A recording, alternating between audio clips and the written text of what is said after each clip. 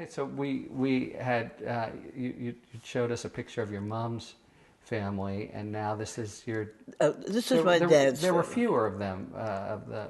There, Yeah. there were fewer. Plus, going to visit my dad's family was a kind of a yearly trek to two places. One to Bayonne, New Jersey, where his mother's sister lived. Her name was Bossy, same as my grandmother. My grandmother was Bessie, but she was Bossy. They lived in Bayonne, and there were a lot of sisters and brothers. Once a year we used to go there. We'd gather at the apartment. We slept overnight because it was such a big trek to go to Bayonne from Brooklyn. And once a year, we also went to visit my father's brother, my Uncle Max, who lived in the Bronx. And he and his wife, I used to love to go there because we'd sit on that subway forever till we got there. But we'd get there, and they had a grocery store. They lived upstairs, and they worked in the grocery store. And we used to be allowed to play in back in the stock room. And I remember one day using rolls and rolls and rolls of toilet tissue to decorate the back room. My aunt was not thrilled. She didn't think that was the way children ought to act. But one of the nice things was they used to get butter. Then came in a barrel, and the way you cut it, it used to be sideways, and the person serving it would go like this, like with an axe, make a slit, and then like this, and it was fresh butter. You could choose fresh or salted, right? Well, you could get salted. Salted could be older because it lasted longer. But anyway, so this is the Bayonne crowd. We used to spend the whole day there, see all the cousins, and eat a huge meal, and then start the trek home. That was it. When your dad came over, who did he come with, and when did his family generally When emigrate? he came over, he came to the picture. You saw a picture before that we didn't look at on here of my cousin and I doing exercise.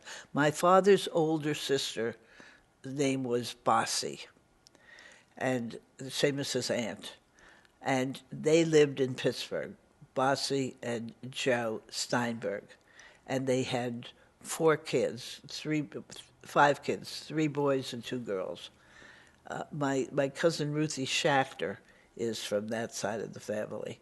So my father came to his older sister's house when he came here from Ellis Island. This is where he came. He came alone? He came alone. He crossed from Germany to Hamburg, and he came steerage, and I think he was 14 or 15. What's steerage? Oh, it's a class of travel. Suffice it to say, it's not first class. Yeah. It's as far from first class as you It's can as get. far as from first class as you can get without stepping on a whole lot of people. Yeah. But that's what he took to get here. He came alone.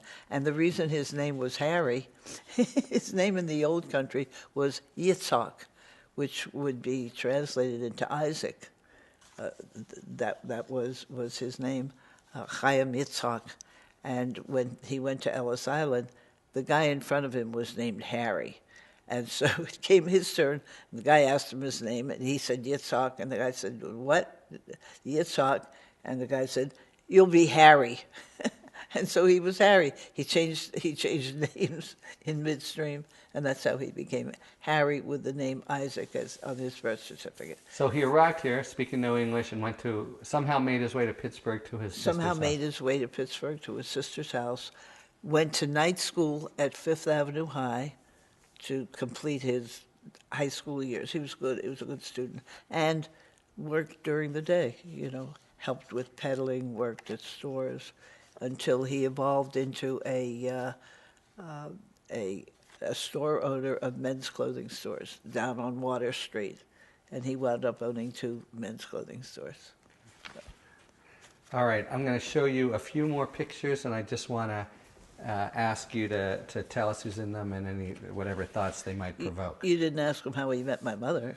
No, shall we do that now? I think you Okay. might. Wouldn't Yeah, you I had want a to know question. how did he get from? I think that's of personal significance to me. Yes, And how'd your dad meet your mother? My grandmother at that time and grandfather lived in Pittsburgh, in Oakland. They lived on, there's a street called Dawson Street somewhere. I don't know where that is, but that's where they lived. And then there's a street in Squirrel Hill that they lived in later. But my grandmother had a brother, Uncle Yoina. John was his name. His name was John Green. And John Green, by profession, was a barber. And so my grandmother told my grandfather, ask your friend who's a barber. He must meet a lot of nice men. Ask them for somebody for Dorothy. Who was how old at the time? She was all of 18, I think, when she got married, or 18 or 19. So they introduced, and they were married. I have two pictures on the wall next door of one of my mother that she sent my father, one of my father, and the one on my mother's is so sweet. It has this poignant message in the back. As I said, my mother was 18 when she got married, or 19, and on the back it says, I wouldn't send you this, but you keep pleading for me to send you my picture. So here it is. My mother had very beautiful handwriting. So if you invade that picture sometime and you look on the back, remember to look on the back. There's my mother's note to my father. To your father. Yeah. And then your father's picture. He gave her one, or she took one. So those are their parallel for that. They're parallel for that, yeah. That's a very nice story. How long from the time he came as a gentleman caller to... Till their marriage? Yeah.